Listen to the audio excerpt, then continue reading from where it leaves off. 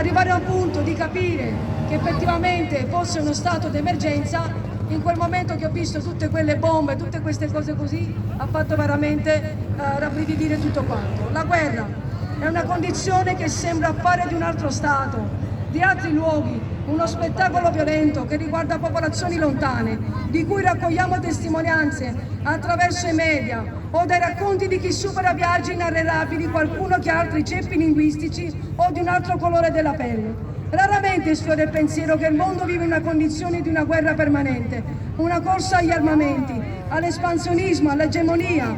Ci sono la Siria, lo Yemen, l'Afghanistan, i conflitti in Nigeria, Sudan, Etiopia. Ci sono le guerre condotte dai governanti contro parte della propria popolazione, come la Turchia, il Marocco, scusatemi.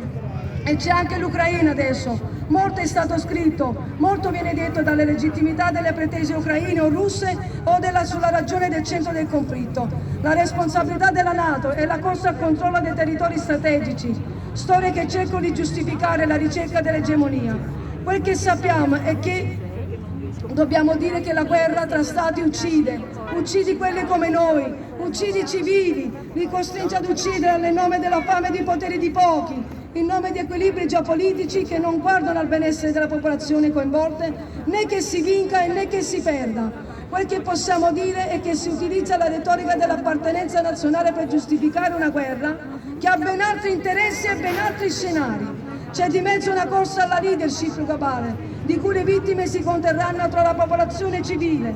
Noi non siamo storici, non siamo grandi strategi e competenti in materia militare, ma sappiamo che le guerre tra stati, tra blocchi di potenze, lasciano sul campo migliaia di vittime.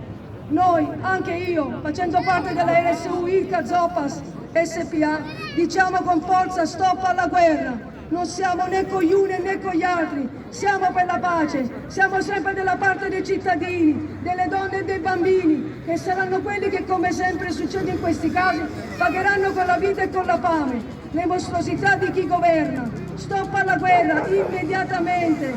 Voglio ringraziare alla sezione dell'ANPI di Vittorio Veneto, alla comunità ucraina per questo presidio che è importante per dare un segnale per la pace, perché la guerra è un atto vigliacco sempre. Grazie. Brava.